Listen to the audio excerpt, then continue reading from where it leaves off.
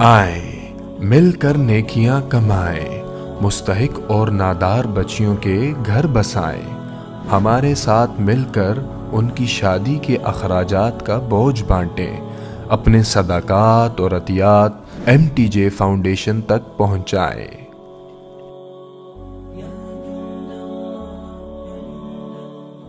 عروج و زوال تو ساتھ ساتھ چلے گا۔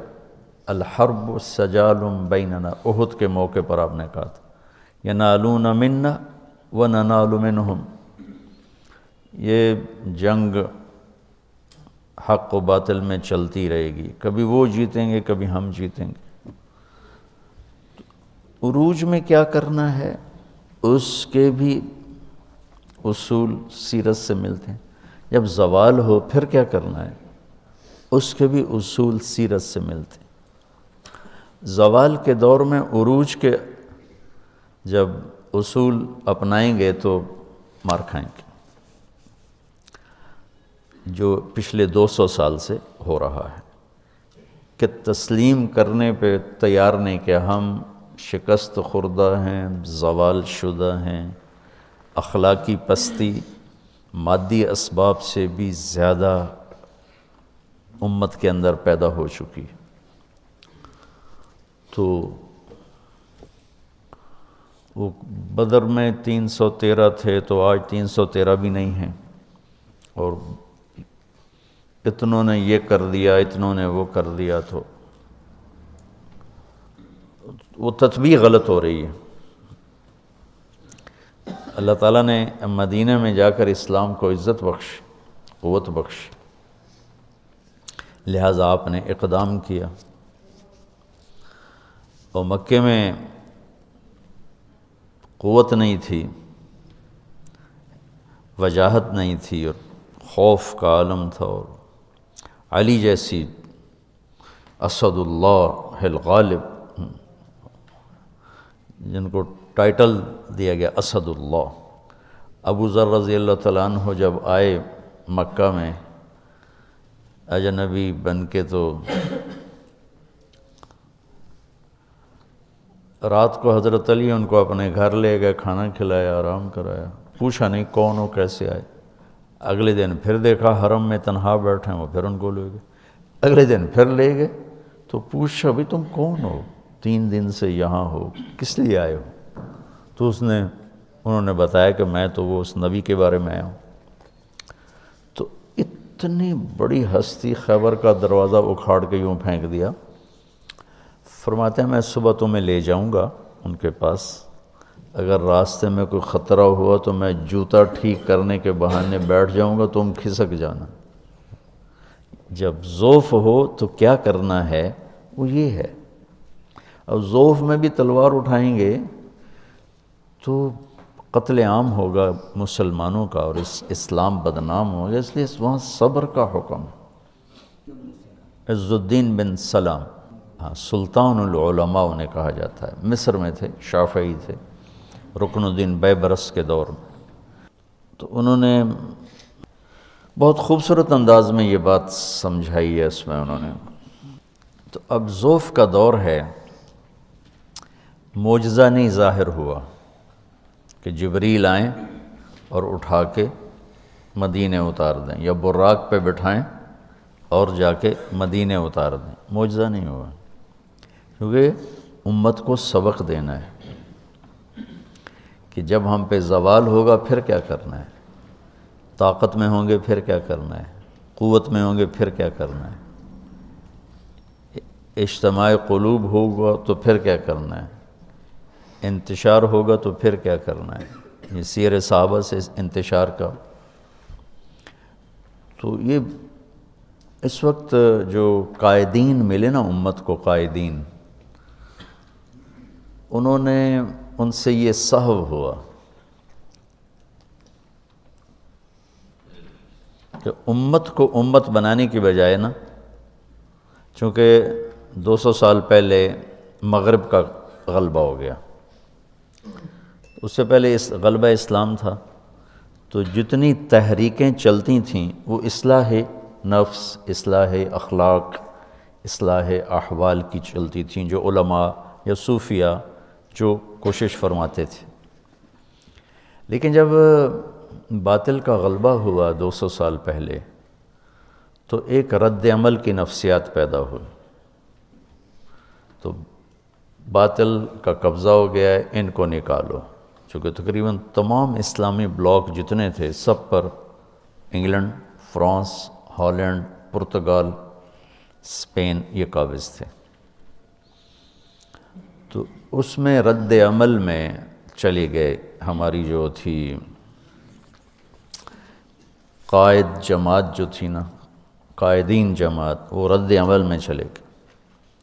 اس رد عمل میں امت کی تربیت اور اصلاح کا کام پیچھے چلا گیا، اور باطل سے ٹکرانا وہ پہلے آ گیا، بغیر صفات کے اور بغیر تیاری کے۔ تو ہر جگہ شکست ہوئی، ہر جگہ بہت بری طرح پٹنا پڑا۔ جو سبب تھا اسے نہیں دور کیا، جس وجہ سے زوال آیا، وہ تھا دین سے دوری، اخلاقی پستی، یہ اس کا سبب تھا۔ اس کے ازالے کی بجائے ان سے ٹکرانا شروع کر دیا، تو ہر جگہ ناکامی ہوئی۔ پھر جو یہ باطل مغرب نے جو ملکوں کا قبضہ چھوڑا، وہ دوسری جنگ عظیم کی وجہ سے اتنے کمزور ہو گئے تھے کہ وہ قبضے برقرار ہی نہیں رکھ سکتے تھے۔ 1940 سے 1945 5 سال وہ جنگ رہی۔ فرانس کا کتنی دنیا پہ قبضہ تھا، کتنا بڑا ملک ہے۔ جرمنی نے صرف 5 دن میں پورا فرانس قبضہ کر لیا، صرف 5 دن۔ پولینڈ پر 1 دن میں قبضہ کیا، آسٹریا پر 1 دن میں قبضہ کیا۔ تو جتنے ملک دنیا پہ راج کر رہے تھے ان کی جئی تئی پھیر دی جرمنی نے، یہ گھنٹوں میں فتح کیے۔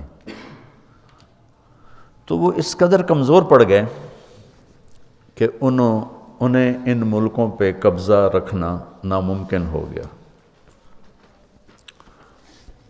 تو وہ چھوڑنے پر مجبور تھے، تحریکوں نے باعزت چھڑوا دیا کہ بھائی چلو بھائی آپ کا مطالبہ بہت زیادہ ہو رہا ہے تو ہم جا رہے ہیں۔ یہ بات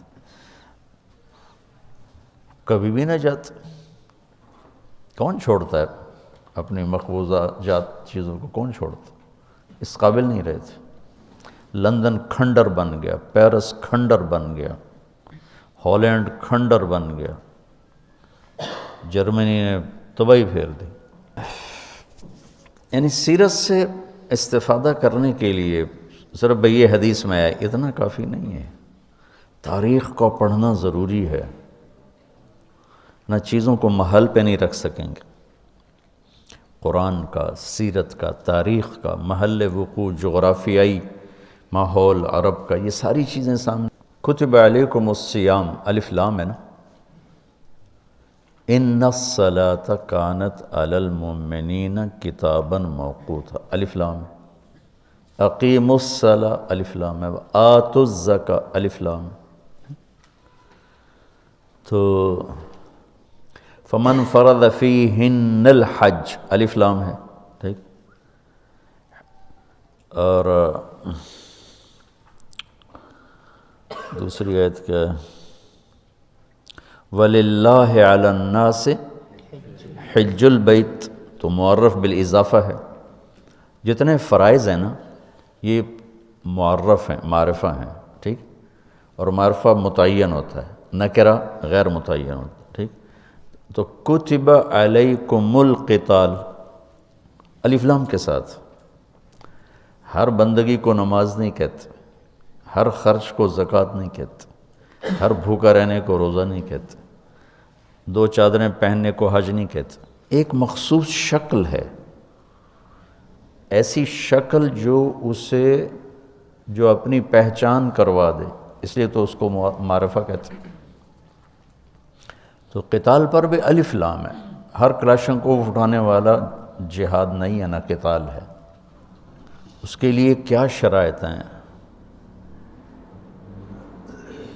اس مضمون کو علامہ عز الدین نے بیان کیا، پہلی دفعہ قلم اٹھایا انہوں نے، یہ 7ویں صدی کے عالم ہیں،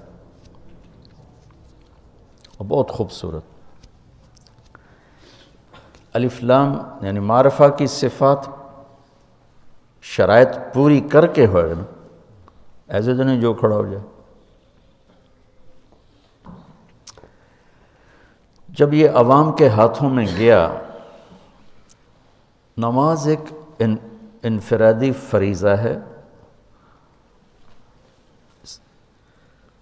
عبادات انفرادی فرائض ہیں، یہ جو جہاد بمعنی القتال یہ حکومت کے جھنڈے کے نیچے کیا جاتا ہے، عوام اسے نہیں کرتے، عوام کے سپرد ہوگا تو یہ نتیجہ نکلے گا جو نکلا ہے۔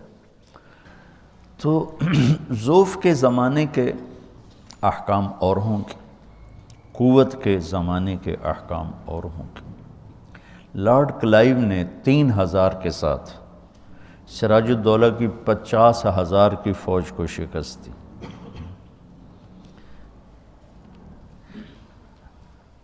اور 3000 انگریز نہیں تھے سارے، وہ تو مقامی، انگریز تو چند سو تھے، باقی تو ساری مقامی فوج تھی، توپ خانہ، کہ وہ 17ویں صدی میں وہاں سائنسی ترقی شروع ہو چکی تھی، تو توپ خانے کی وجہ سے ان کے پاس وہی تلواریں، ادھر پورا توپ خانہ تھا۔ انہیں سراج الدولہ نے غداری کی، اب ٹھیک ہے کی ہے، میں اس کا انکار نہیں کرتا ہوں، لیکن یہ کوئی بڑی وجہ نہیں تھی شکست کی۔ شکست کی وجہ بہت بڑا فرق تھا اسباب کا۔ ایک آدمی نے جا کے ہیروشیما پہ بم مارا، ایک آدمی، وہ سارا ہیروشیما ناگاساکی کھنڈر ہو گیا۔ تو یہ تعداد پہلے دور کی بات تھی، زیادہ لشکروں کے ساتھ حملے کر۔ آئے مل کر نیکیاں کمائیں، مستحق اور نادار بچیوں کے گھر بسائیں، ہمارے ساتھ مل کر ان کی شادی کے اخراجات کا بوجھ بانٹیں، اپنے صدقات اور عطیات MTJ فاؤنڈیشن تک پہنچائیں۔